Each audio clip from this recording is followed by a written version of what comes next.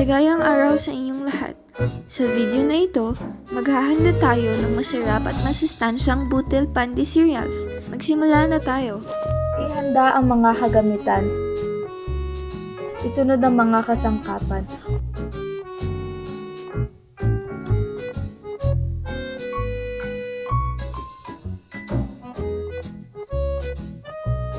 Sa isang mangkok, ihalo ang yeast at 1 tablespoon na asukal sa malgamgam na tubig at hayaang umakyat ng 5 minuto.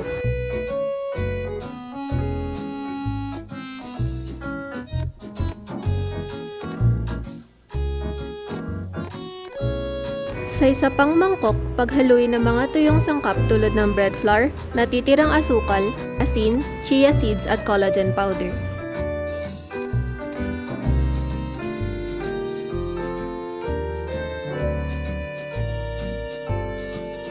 Kapag mabula na ang yeast mixture, ilagay na ito sa dry ingredients. Batiin ng konti ang 2 itlog at unti-unti itong ilagay.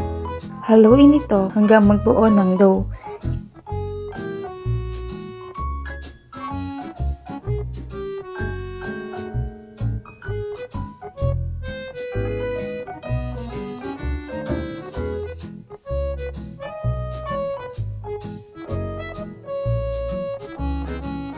Init ang dough hanggang maging malambot at elastiko.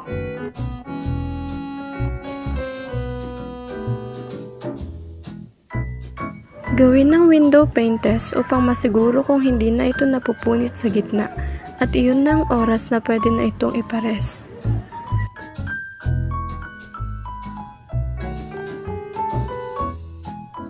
Ilagay ang dough sa isang malinis na bowl na may kaunting langis.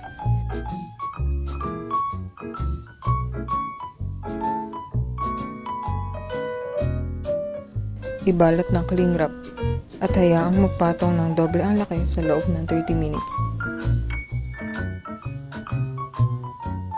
Pagkatapos magdoble ang laki, i-punch down ang dough at hayaang umalsa muli ng kaunting saglit.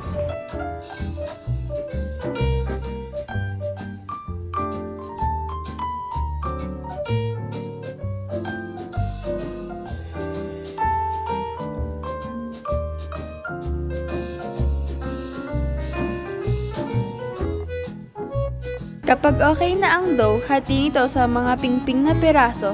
Maaring isukat gamit ang digital scale upang magkaroon ng pantay-pantay na sukat ang tinapay sa 50 gramo.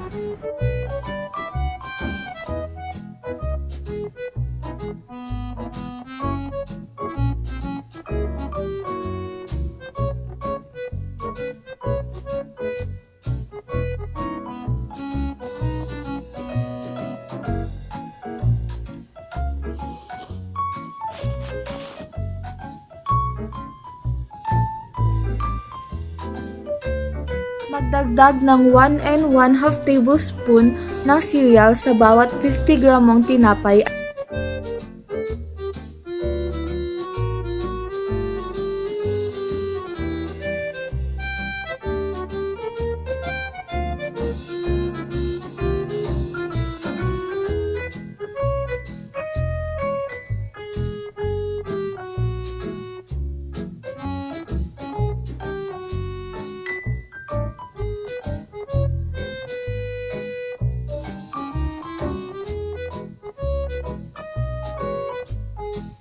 Gawing pahaba ang bawat piraso ng dough.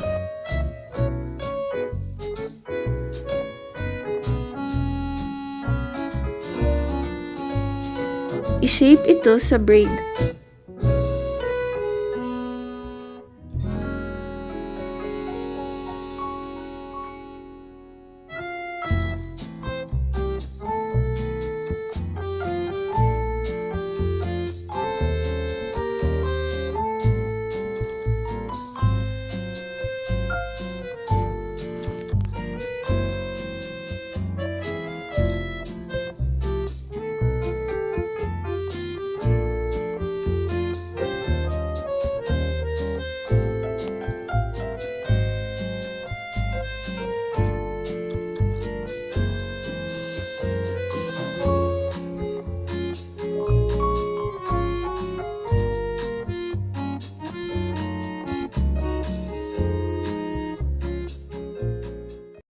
Pagkatapos, ilagay na ang mga ito sa isang lightly greased rectangular baking pan at hayaang magdoble ang size nito sa loob ng 20 minuto.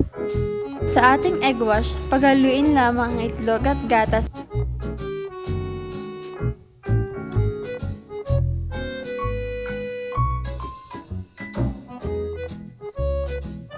Pahid ito sa top ng ating tinapay.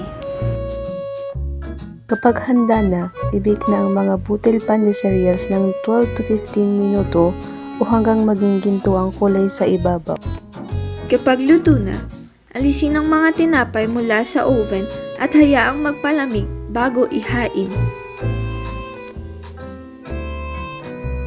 Enjoy ang inyong masarap na butil pan de cereals kasama ang paborito niyong palaman o spread. Sana'y masiyahan kayo sa paggawa at pagkain ng handog na ito. Maraming salamat sa panonood.